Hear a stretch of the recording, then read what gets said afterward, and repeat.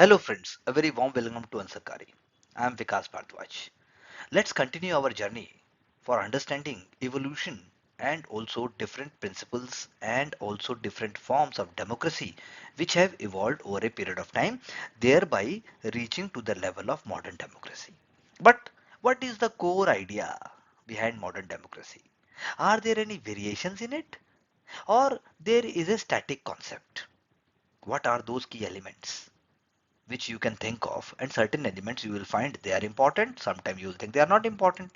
So let's try to deliberate, let's try to think about it. More you practice, make your own notes in your own words, bring key concepts into it and write a beautiful answer, and there you will get success. Modern democracy, we have already discussed, it is tracing its roots to ancient Greek democracy. We are also saying that in ancient India also there were republics. Ancient India there were Sabha and Samitis, and also from Vedic period onwards there was a great democratic tradition continuing in India till today. But then modern democracy, according to Western scholars, it is going back to the ancient Greek democracy we have already discussed in our lecture 1. So in this, authority is entrusted to the people through free and fair elections. Everybody is not part of those elections. Already we have discussed that also. So in the 21st century form of government, there are so many type of democracies, but they are varying widely. And there are democratic principles which are found in each and every country, but how fully they are upheld, this is also very important to understand.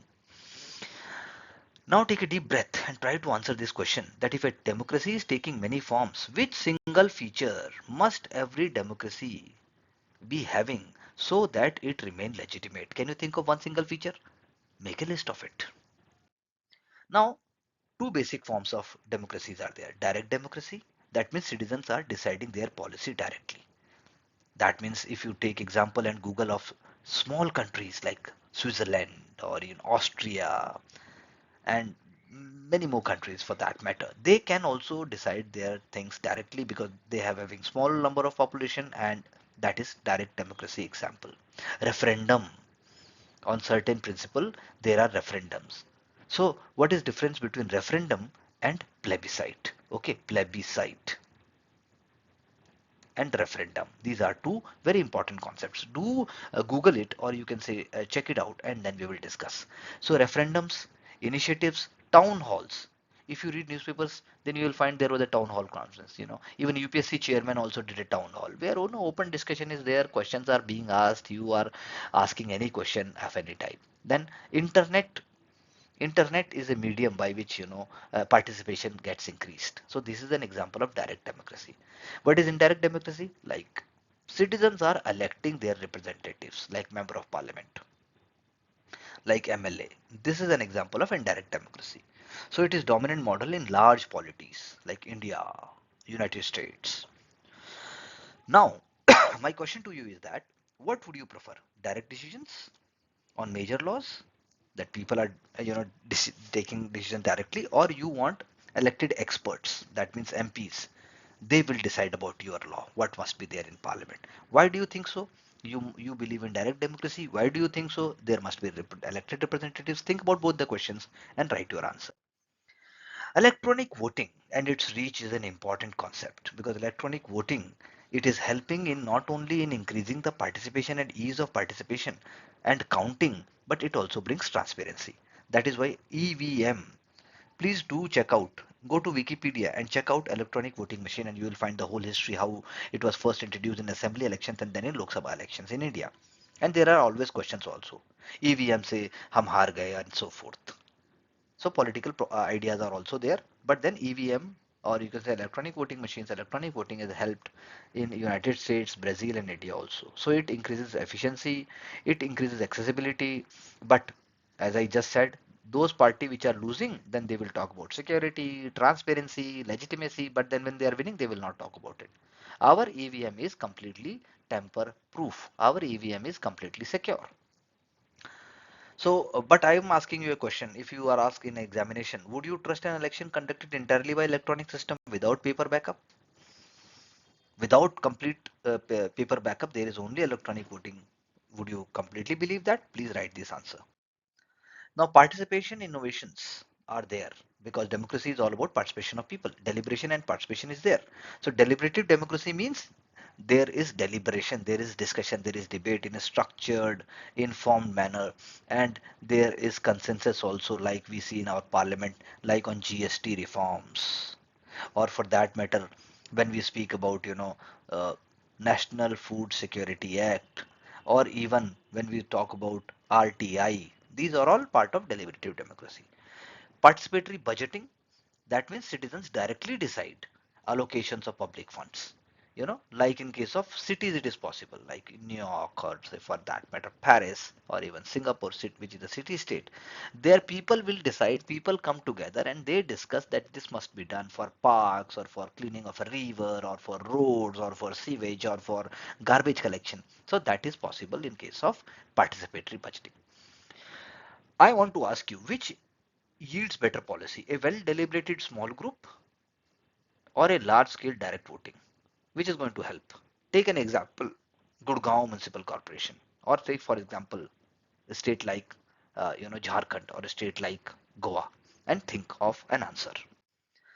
Now, openness is very important, and data is also very important part, and open government is also a very important concept. What is open government? Open government means the government which is transparent, the government which is whatever is doing, it is also bringing in public domain.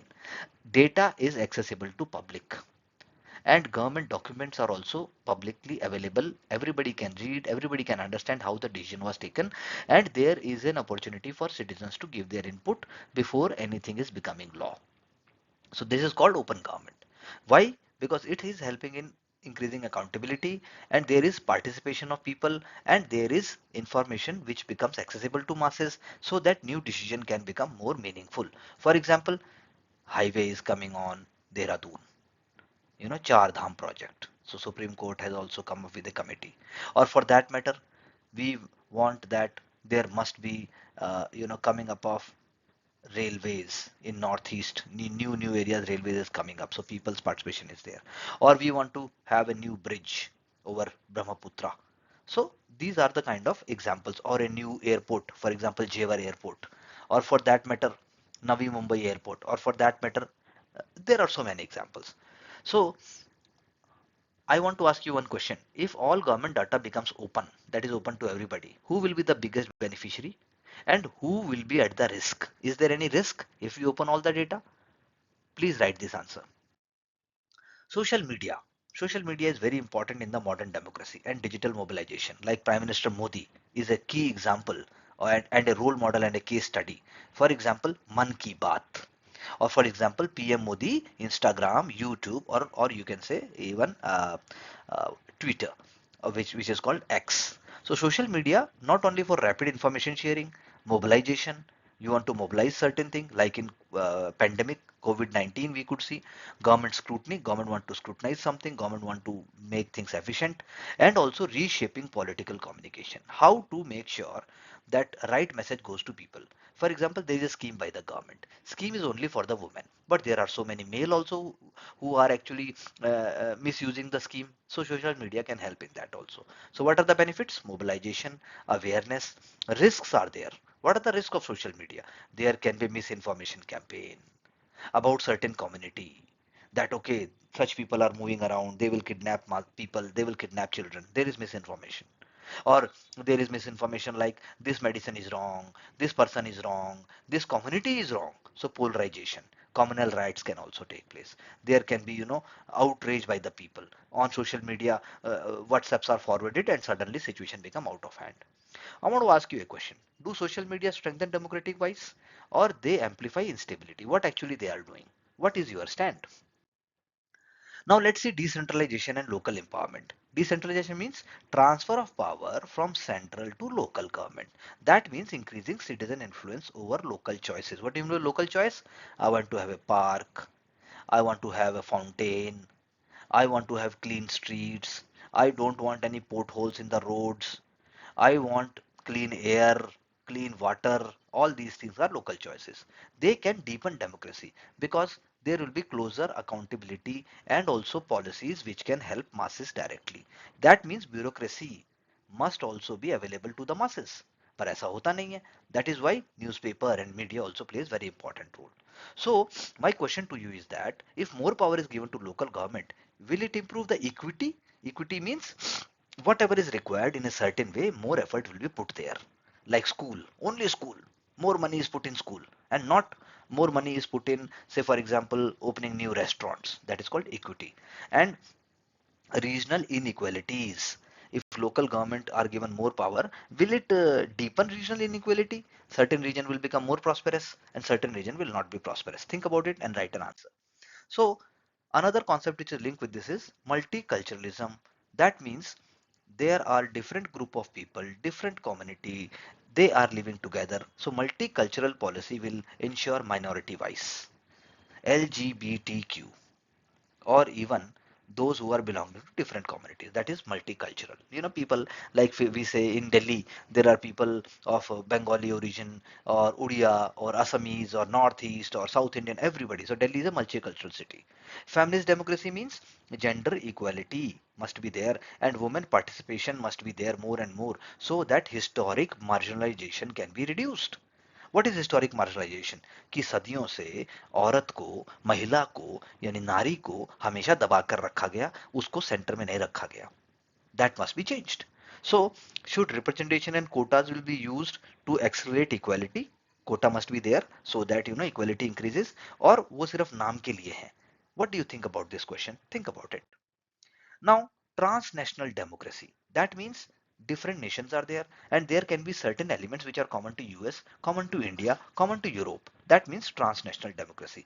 That means democratizing such principles by global institutions, for example United Nations. So United Nations, if it becomes modern, if it is giving equal opportunity to all the nation which is required, we call it a transnational institution, or we can say that it is promoting transnational democracy. So if United Nations or body like WTO, they are actually democratic, they are representing the people's view of India, China, or even developing countries, then we call them accountable, and then we say that they are reflecting good global governance. So what must be there? Democratic decision making must be there. That means powerful nation must not take all the decisions. Decisions must be taken by the need and desire of developing countries because they are at the center. So climate change, developed countries are having a lot of money, developing countries are not having money. Developed countries are having technology, developing countries are not having anything. So that is why we say democratic decision making means those who should get chance to, you know, improve their lives, they must be given a chance. So climate change, trade, health, like for example today Donald Trump is saying, I will put 100% tariff. Can anybody stop? No. That is not a example of transnational democracy or a good global governance. So how global institution can be made more democratic while respecting national sovereignty? That means if US wants to do something wrong, there must be power with the United Nations which can stop it, but it is not able to do so. That means every nation must be protected with their boundaries. Every nation must be, remaining sovereign and also independent. But are they able to take decisions? That is the whole point. Now let's see regime forms. That is monarchical versus republican democracy. What is monarchical democracy? Where there is a monarch at the center. So constitutional monarchy plus elected parliament. That means like in Nepal, if you check out, there was a king previously and there was a constitution also in some way. So that is why it was called constitutional monarchy. So like in United Kingdom, there is a king or a queen which is ceremonial. That means it is ceremonial. It is not having actual power in its hands, but then they are at the center. So it's a constitutional monarchy. Like in Japan, there is a king. Like in Thailand also, there is a king and queen. If you Google, you will find, and you can make a list of the countries where there are king and queen at the center, but it is actually a democracy. That is called monarchical democracies. For example, Saudi Arabia. Republican democracy means no monarchy. India is a republican democracy. Head of state is elected or maybe appointed. For example, in India, head of the state is appointed. Head of the state is president. In some ways, it is the first, he or she is the first citizen. That is why we call India as a republican democracy. So power is organized by the constitution and there are checks and balances. For example, United States and France. In both the cases, president is the head of the state, original head of the state. That is why we claim actually that head of the state is actually having all the power. In case of India, prime minister is having all the powers. So ceremonial monarchy adds unity and stability. Do you think so? Or it is actually an anachronism in modern democracy? That means a kind of anomaly. That means एक तरीके का मतलब system तो है लेकिन वो fit नहीं होता है. क्या आप ऐसा मानते हैं? We have to think and discuss. Now let's see classical, protective, developmental and people's democracy. हमने already ये चारों मॉडल्स के बारे में डिस्कशन किया है. So classical means direct civic rule, that is with respect to the Athenian democracy. Protective, that means liberty protection and the government by consent of the people, as Locke said. We have already discussed that also. Then developmental also we discussed that how democracy went on to take more stages, and freedom is very important part of it, and people are actually becoming more and more passionate, and they are actually deciding that what we must do, what kind of rule we must prevent, we must stop, we must continue, and so forth. And then finally we also discussed about people's democracy, that means Marxist, Karl Marx ideas that social equality must be there, everyone must be equal, power must not be in the hands of upper class, power must be in the hands of only peasants and workers, and there must be collective ownership. So these four types we have already discussed. And if I give you one question, that if India or anyone is making a new constitution, what things will you prioritize? That means, will you keep participation as first, or will you keep equality as second? So make a list and try to write one line on each. Now, protective democracy model, as we have discussed already, that it is focusing upon shielding individuals from state overreach. That means if I want to write something, if I want to speak something, state must not run after me. State must not say आपने ये कैसे कह दिया, आपने हमारे rule को खतरा कर दिया. And representative assemblies are central to the concept of protective model. So John Locke, he believed that democracy is a government by consent. What by consent? Consent for the masses, consent of the people. So there is natural rights with the people, and property is one of those important rights. So government in no circumstances can take away the property rights of the people. Obviously, if there is something to some properties to be taken for the national cause, it must be done through a proper law.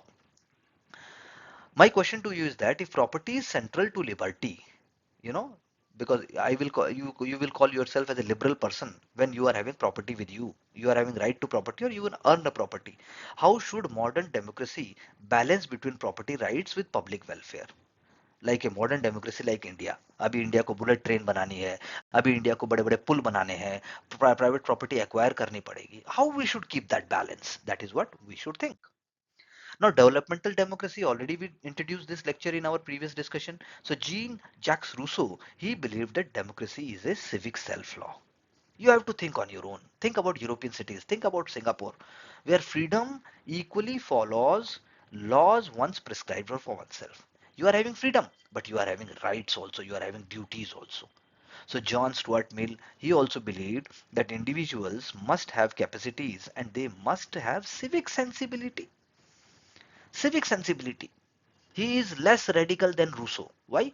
If you think about example, then we speak about Indians that oh my God, एक Indian बैठा था Germany में जहाज में बहुत जोर जोर से चिल्ला रहा था.